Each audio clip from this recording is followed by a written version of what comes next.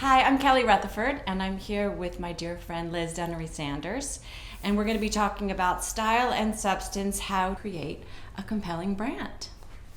So, Liz, we've known each other for a little while. A long time. Yes, a long time. We were on the board of Step Up together. Yeah, I mean, it's like 13 or 14 years. I know. I'm dating us. I know. 13 years is not so long ago. No, that's thank true. Goodness.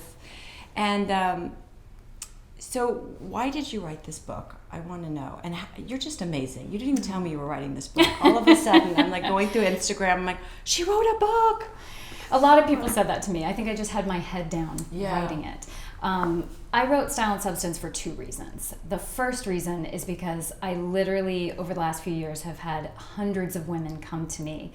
And they're putting the cart before the horse when it comes to their marketing. They are focused on their logo and their website and their Facebook advertising. That's all the fun stuff. It is, right? But they're getting whiplashed by Right, bright, shiny, object syndrome. And they're comparing what they're doing to what everybody else is doing.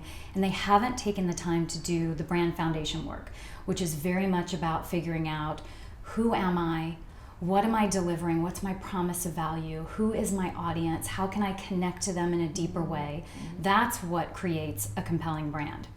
And you have to do that before you put the marketing strategy together. Right. So the first reason I wrote the book is to take a woman by the hand and walk her through the process of putting together a brand foundation and ultimately a brand handbook.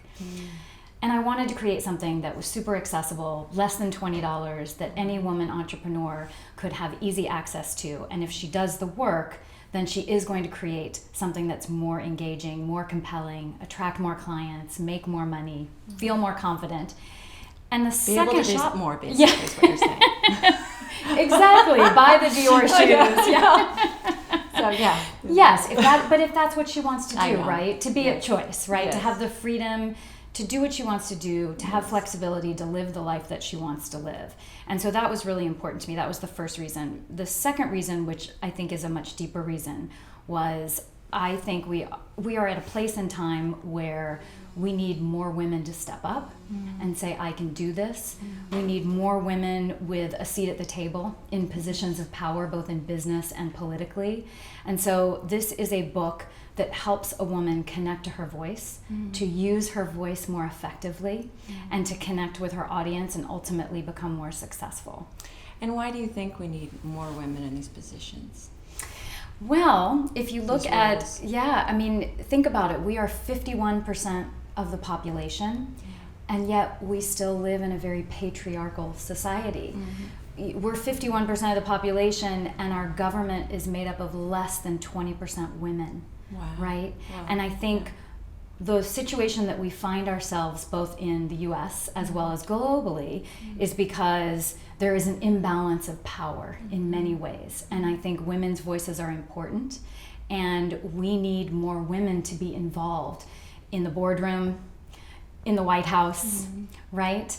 And I think that when women are empowered and when women are involved, society is better. It's interesting because I think the word power sometimes scares people. I know when you say women's empowerment, it sounds like women are going to take over the world, which we are, but in our own way. And I think Of in course. the same way that anyone can take on their own world. In other words, they're creating their own world. The ability to say, I can be as expressed as I want to be. Right. So, and I think that sometimes power plays out differently in a masculine way than it does a feminine way.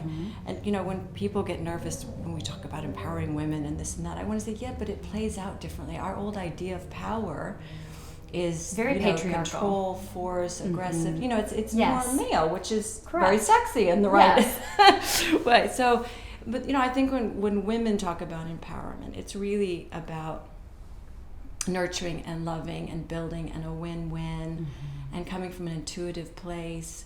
So it's something We need that both. Yes, We need both. Yes, we need both, And which is beautiful. part of the problem is we don't always have both right now. Yeah. And hence, one of the reasons that I wrote this is because I want more women to feel confident. I want them to feel connected to their voice. I want them to be able to get their message out there and to step into positions that they deserve to be in and not be afraid of that. What's nice about this book is that it's a workbook. It is. Which I love. You know, it's not Lots just of space to write. Yeah, and it's a nice size book, and you can take it with you, and you can answer all your questions. It's like you can build your brand through the book instead of just reading a book. Correct. And walking away, okay, that's a and lot maybe of great, absorbing 5%. right, that's a lot of great information, but Yes. like, how do I apply it, and how does it apply to me personally? Exactly. So it's This really is, wonderful.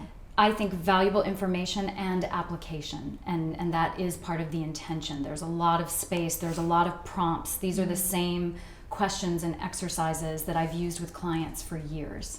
And so the issue, of course, becomes you can buy the book, but you have to use the book.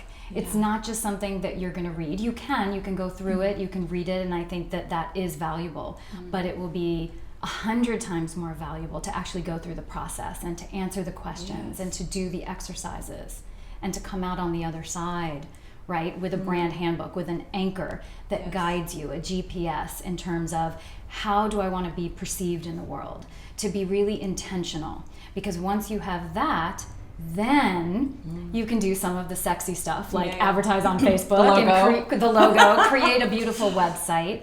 But you really have to do this, I call it a brand archaeological dig, right? And I would say that 95% of the women that come to me have not done this work yet. Well, how do we know what questions to ask, especially if it's new? If you're just new to... If you're starting out. If you're starting out, you know, you may have this creative idea. Exactly. But then what are the steps to build a solid foundation? And, you know, sometimes we don't know what questions to ask. That's right. Most women I know I've spoken to that have built brands really figure it out along the way. I mean, by making mistakes, as you go along, or through their friends, they call and say, oh my gosh, what do we do now? What's the next step? Or how did I get myself into this position? Well, women are really resourceful, right? Yes, so we rely on our like, friends. Okay. Yeah, yes, exactly. totally. Exactly. Well, and that's exactly right. You know, and so we need the tools to do that, and the questions will lead us to where we want to go. And I think that's part of the future of feminism too, is not blaming and not being victims, but saying, how can we help each other? Like, what are we doing to help each other and support each other? And you know, moms do that. You know, we know being moms, like we have young kids. I mean, again, that's all new. But you walk out of that hospital with a baby. As many books as you've read, you know, it's just you're never quite prepared. No, and so, you know, I think women have a natural ability to connect and network and use each other's resources. So it's so wonderful now to see us all doing that in our businesses. Yeah. Well, it's one of the reasons why I often will say that women are oftentimes better at creating a brand, because they do tend to be really resourceful. They're not afraid to ask for help from their female friends and from male friends as well. And, you know, we're raised to be a little bit more in touch, I think, with our emotions. And branding is very emotional. And multitasking. We are multitasking. So for all of these reasons, women have a huge advantage when it comes to creating a more compelling brand. Everyone being a brand, each individual in their own way is a brand. Right. And it's funny because many people don't realize that. I have so many people ask me that question, or they'll say, well, I'm an individual, I'm a person, so I'm not a brand. And I'll say, well, you are a brand. If I look at your Instagram account, you are branding yourself. But whether you're intentional about it or not, right? Right, exactly. And so most people don't realize, a lot of, you know, consultants or service professionals, they think, well, I'm a person, so how do I brand myself, or my brand versus my company? And it really does mesh together, particularly for a service professional. And so we have to remember that we actually do have a lot of control over how people perceive us. It was Jeff Bezos, who is the founder of Amazon. He said, your brand is what other people say about you when you're not in the room, right? So to even blow your mind a little bit more, you know, it's the real estate in somebody else's head about you, right? So it's what people think about you, it's what people say about you, it's the thoughts, the words, the images, everything that comes to mind whether they're engaging with you in person, or whether they go to your website, or they see you at a speaking engagement or on television. There are always perceptions being formed. So an individual is a brand. So what is the most important first step in building a brand? So what I often have someone start with is an exercise, what I like to call your brand filter exercise. Okay. And so imagine that you are an invisible woman at a party, and there are a group of people, and you can sort of sneak up and listen, and they can't see you. Maybe it's a few acquaintances, people that you know, also some people that you don't know, and they're talking about you.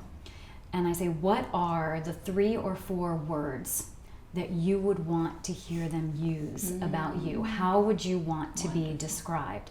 And so that starts to give you a lot of clarity around, how do I want to be perceived? How, what do I want people to think about? What That's words, so good. Right? And it's actually a really powerful exercise. It's one of the exercises in the book to start you on the path to creating an intentional perception about you, about your brand.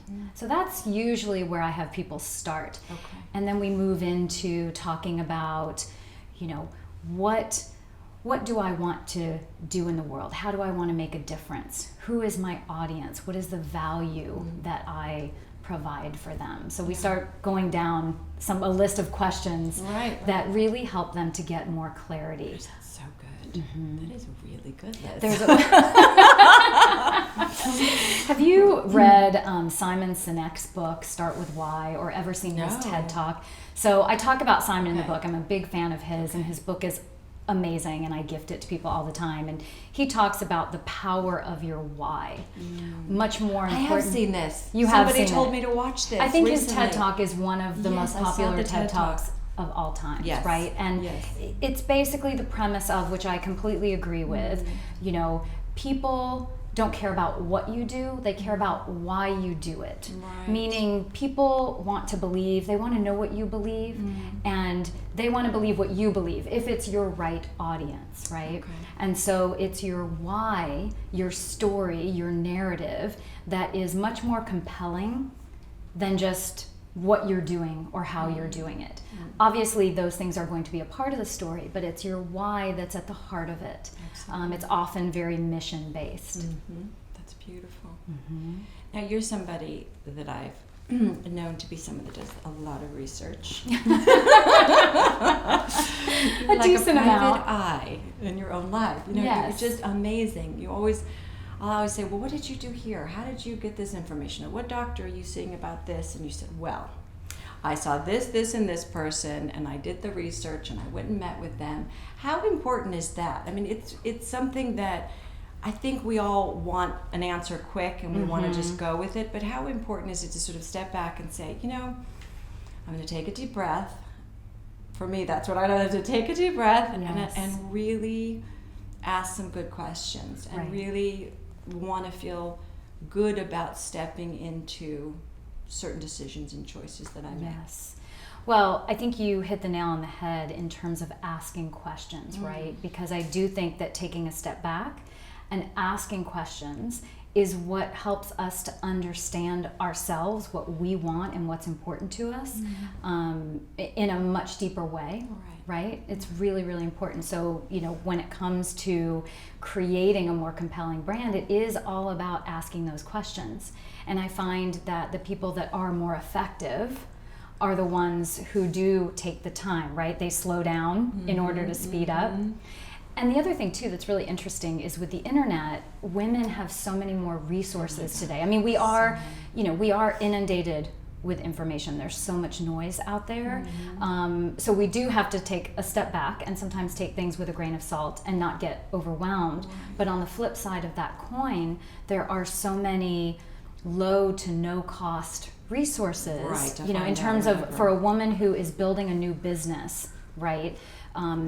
Access is easier and more prevalent than ever before, right? So she has access to many more tools, online, through research, through this book, right?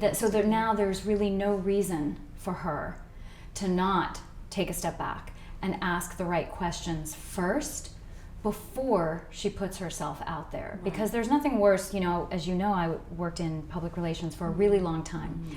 And, I still have people coming to ask me for media advice and and questions in terms of working with the media. And one of the biggest mistakes that people make is not doing their homework beforehand, not doing their research, not really looking at their narrative, their story. Because the media, they need information, quickly, usually, and it needs to be interesting for them, for their viewers, for their readers. It needs to make sense. And if you're not prepared to talk about that in an interesting, compelling way, it's just not going to work. Well, we all know it's like when you're pitching a story for a screenplay or something. We all have this kind of idea of what we want to do, but then how do you pitch it, and how do you come up with the specifics to be able for someone else to be able to see the picture that's in your head? And I think it's the same, right? When it's a brand, it's how do you, what would you tell, like, obviously there are many different ages of we all start brands at different times in our lives, but definitely a young woman who's starting out, who's either going to college or not going to college, that has an idea. She says, I have this idea. I mean, even my 8-year-old has an idea. I want to make dresses. Okay, So we find the place to make dresses. She learns how to make the pattern. She can make dresses. I mean, what would you tell someone starting out of any age, but young women, what are the steps? What are her first steps, just so that she would build a solid... I do go back to Simon Sinek's work and to really ask herself, why am I doing this? Why is it important to me? And why is it going to be important to the people that buy my product or use my service? Because that really is at the heart of it all.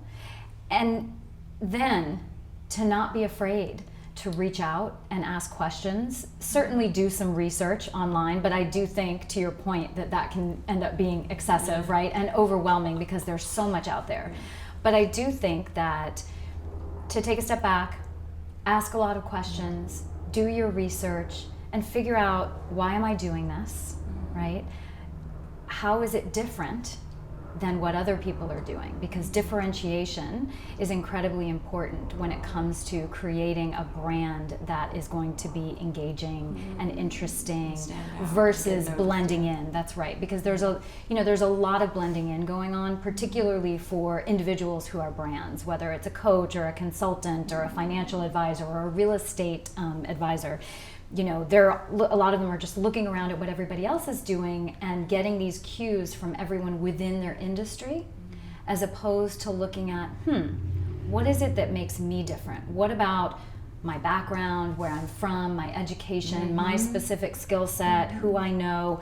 What's my cool twist, synergy that makes me different, that could make me stand out, right? It might have something that has nothing to do with what you're selling per se, or what you're talking about. It just might be, maybe it is a love of animals and you support animal rights groups and you tie that into your brand. Or you and I both love Gabby Bernstein, and Gabby does a great job with her brand, and she does something on Instagram like her Gabby's cooking show, right? That really has nothing to do with the books that she writes and her Spirit Junkie brand. But it's part of what you love about her brand is that she's sharing all the things that she's interested in. People ask her all the time for more cooking tips and recipes, and and we're it not makes her human. And how great to be able to that's express exactly all those sides of ourselves. That's right. It makes us more human. It makes us transparent and vulnerable. Right. And that's a big key. Right. One of the things I love about the book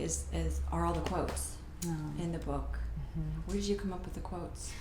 Well, they are some of my favorite quotes, and I collect quotes, and so I'm just such a big believer in the wisdom of others. Obviously, the wisdom in ourselves, right? We talk about that a lot, going within, but I am often inspired by others' words, and so I chose some of my favorite ones for the book, hoping that they would inspire and motivate all the women that are reading and using the book. Yeah, it's beautiful. It's beautiful. I just love that you can go through and write in the book, and that you can use these, and you just really help us get specific, because I know, I mean, I started a small jewelry line. Yeah. And really, I mean, yes, I'm wearing one of your bracelets. Look. But it is a lot to do. It's a lot to manage. It's a lot. And of course, I have asked you a million questions. I've asked my friends that do jewelry a million questions. Yes. You know, there's so much to take on. You really cover that in the book, and in a really beautiful, creative way, so it doesn't feel so structured. It's like, okay, I've got to make a business plan here. It feels like, why am I doing this? Why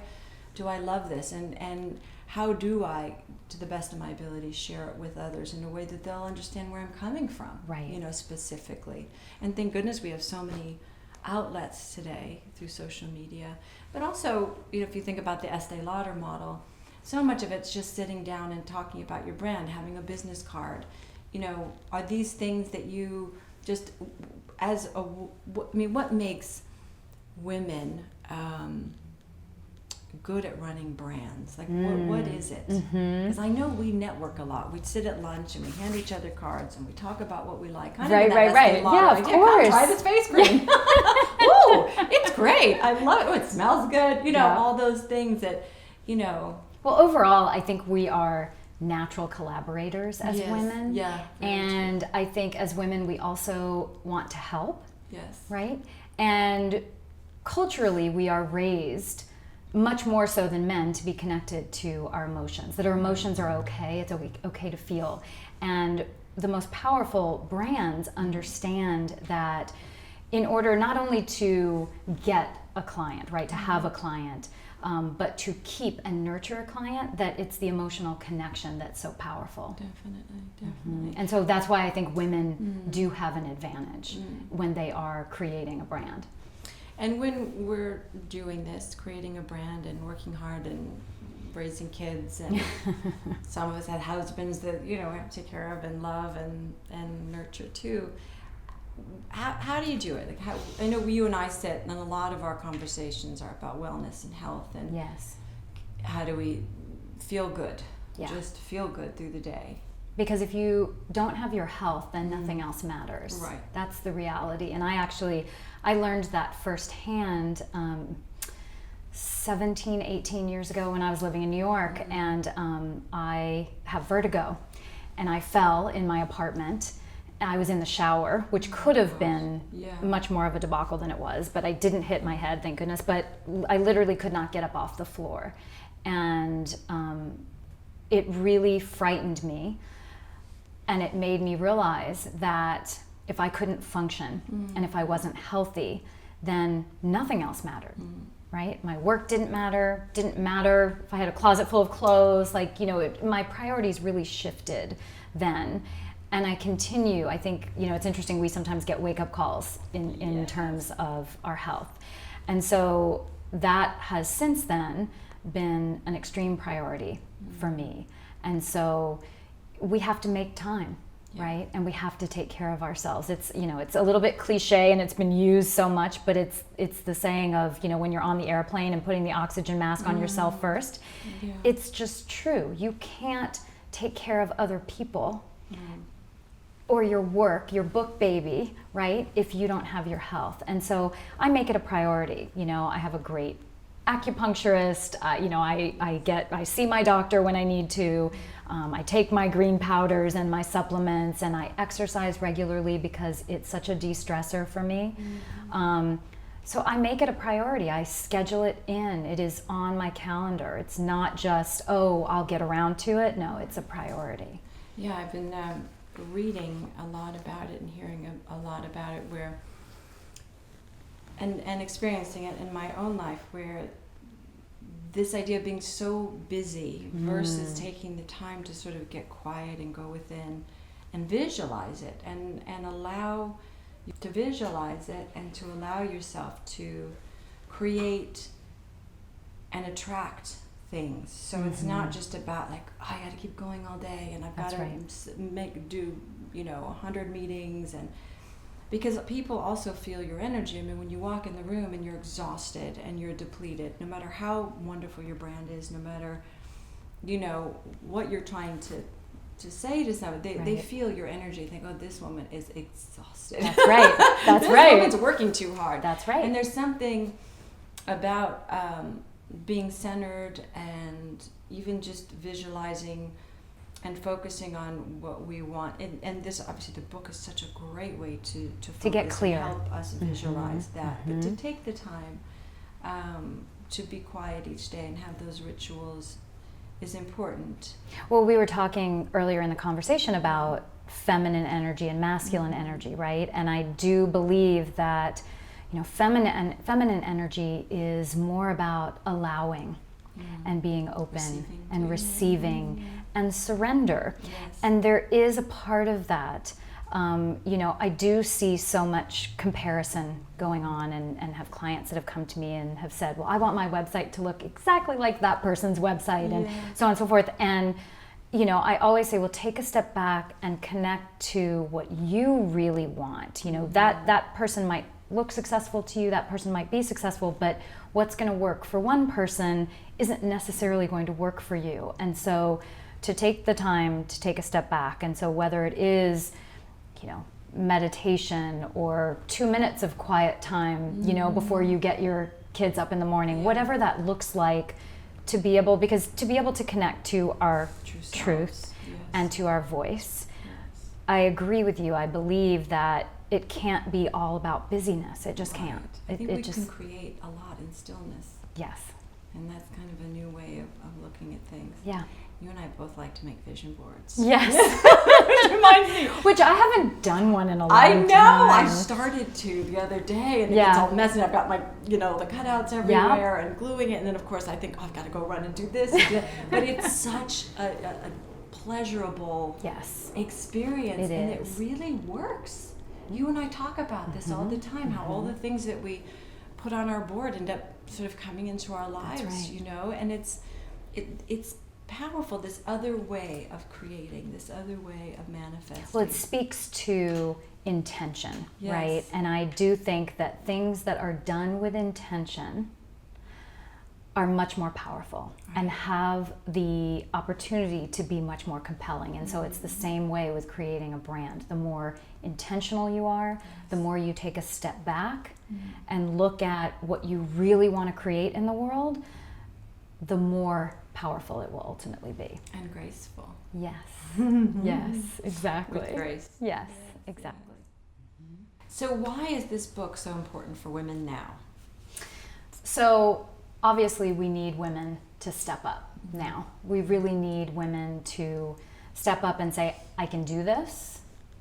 I want a seat at the table, and if no one's going to offer it to me, I'm going to take it, right? And so this book, I believe, because it is both a guide and a workbook, will take women through a process that will help them feel a lot more confident about their work, about their message, about what they're doing in the world, and ultimately make a difference. And that's why it's so important to me, and I think important to the women who ultimately use the book.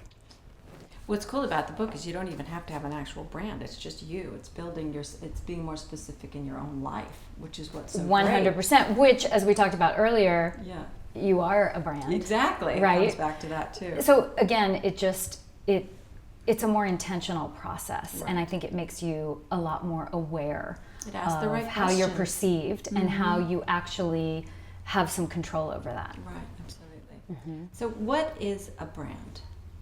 So a lot of people think that a brand is just a logo or their business card or a tagline. But a brand is really your promise of value, right? It's the words and the thoughts and the images that come to mind when somebody engages with you in some way, when they think about you, when they see you speak, when they read your book. So why does an individual need a brand?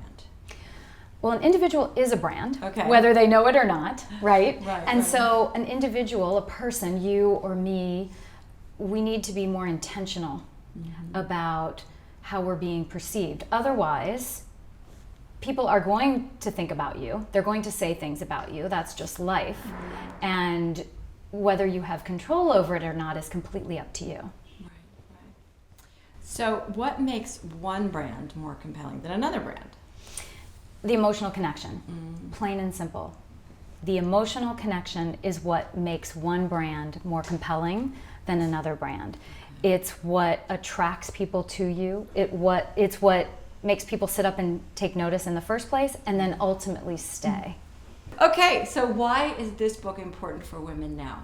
This book is important because right now, in this day and age, the time that we live in, we need more women to step up and say, I can do this. More women than ever are starting businesses, and which is great, and they have resources to more tools, this just being one of them.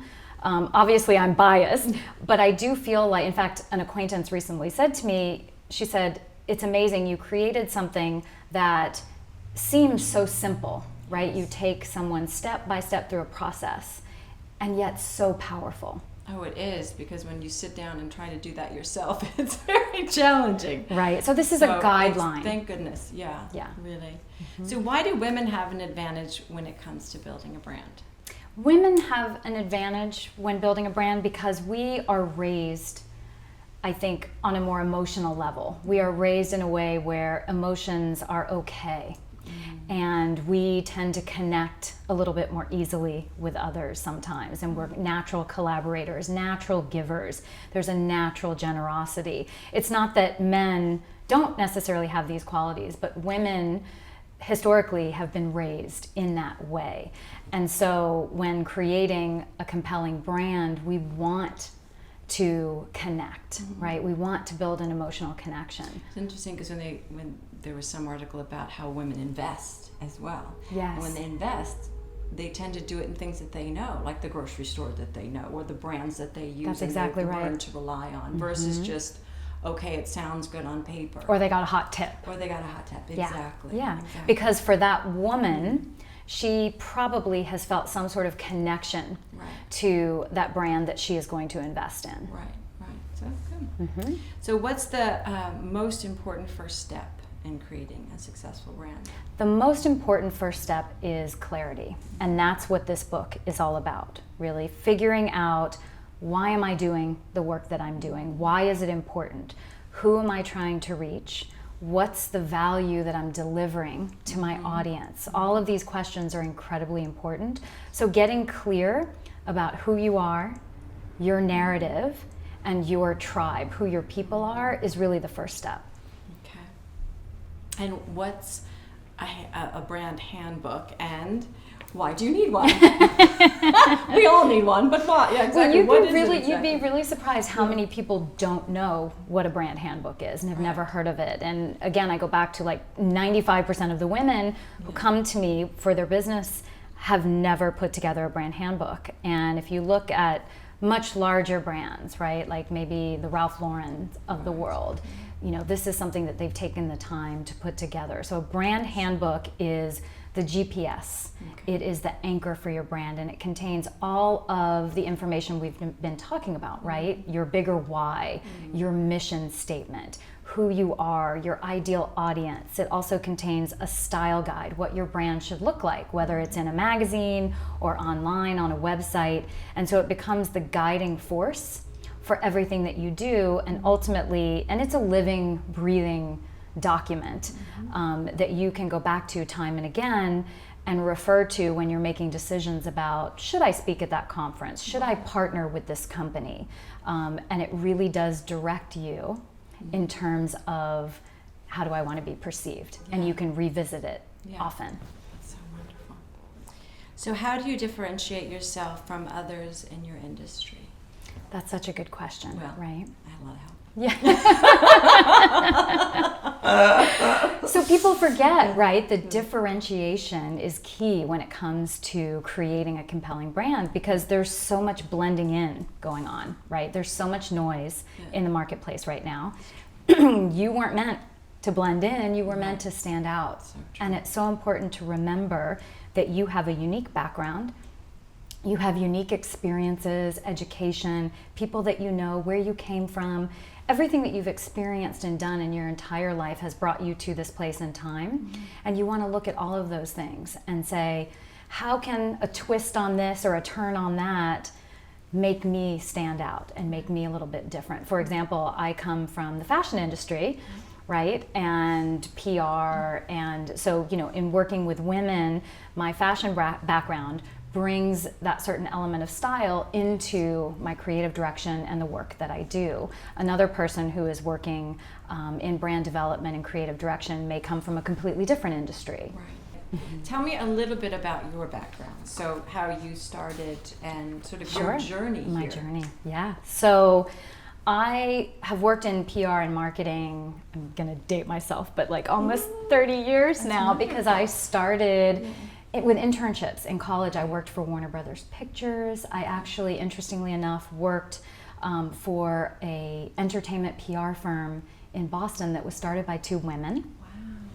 And then I worked for an ad agency in New Orleans. I'm originally from New Orleans, as you know. So I worked with an advertising agency. I worked with a magazine and a business paper in New Orleans. And then when I went to New York, I worked at Harper's Bazaar. And that's how I got involved with the fashion industry. And I ultimately left Bazaar to start my own agency. I started freelancing and took on a handful of fashion clients doing public relations and brand development. And that was when I was in New York 16, 17 years ago. And then I moved to LA and grew my agency. And so lots of experience in the marketing and PR and branding worlds, both from an entertainment perspective as well as a fashion perspective. And I ran my agency for a decade, but philanthropically, as you know, I was working with Step Up Women's Network, and prior to that for Women in Need in New York. And I loved working with younger women and with at-risk teen girls. And towards the end of having my PR agency, I was feeling pretty unfulfilled, and I was trying to figure out my next step. And I just, you can't force your way through something, as you know. You can't push it to make it happen, and I wasn't really getting any answers. And so for about a year, I was really struggling to figure it out. And I'll never forget, I was driving home from a meeting with a mentee. This was back at the end of 2008.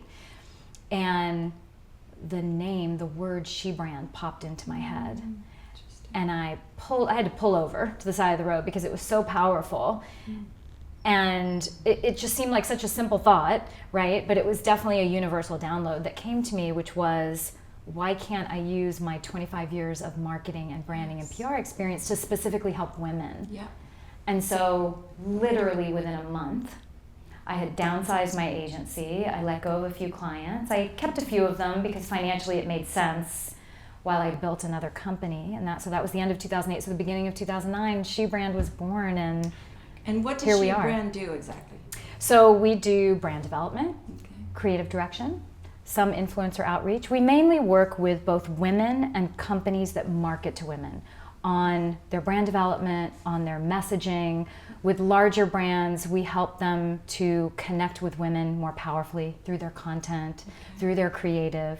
Women make 85% of purchasing decisions. So when you were growing up, what inspired you to want to do so much for women? I see you as sort of being born wearing a Gloria Steinem t-shirt. Like you came out and your mother was like, okay, I think she's a feminist. Like, she's born feminist.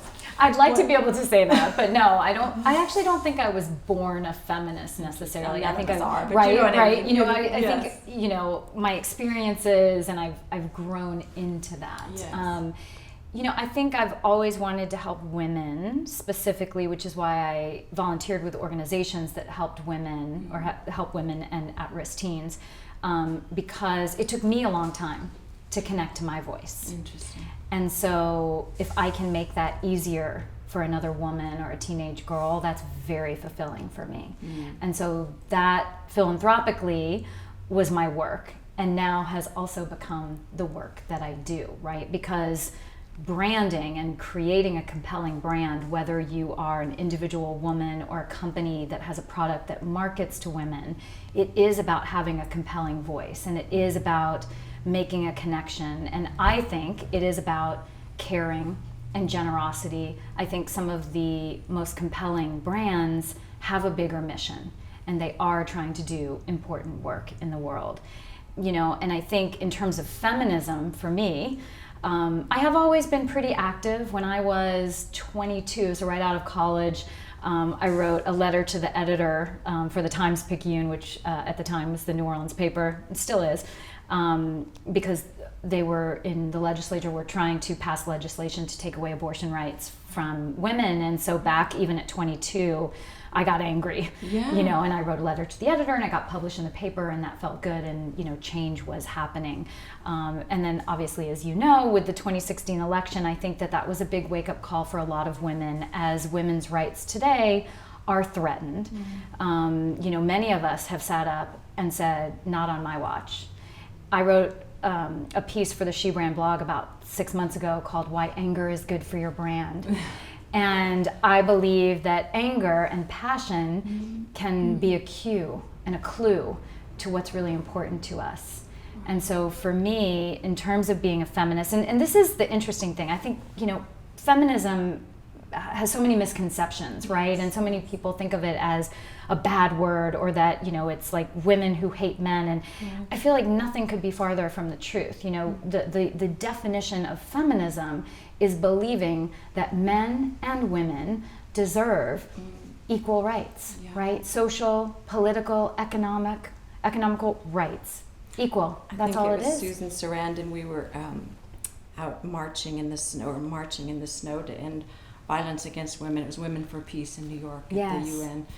And she got up and spoke, and at the end she said something, I'm paraphrasing, but she basically said, when women are free and able to express themselves, men have a lot more fun. Of course. And I thought that's so true. I'll take that a step further. I'll piggyback on that, because yes, that's true, and society as a whole benefits, right? Because women, going back to our conversation about, feminine energy, because we are in many ways the nurturers and the caretakers. And so when women are happy and thriving, everyone thrives and everyone benefits. And Simone de Beauvoir said the contrary, which is all forms of oppression lead to war. So whether it's in a personal relationship or globally, any form of oppression is going to lead to some revolution in some way. That's right. So the more that we can all allow each other to be who we are, whoever it is, of man, course. woman, child, That's no matter what your beliefs are, how you were raised, that I think that's where we're going. It seems like such a mess, but I think that's sort of what.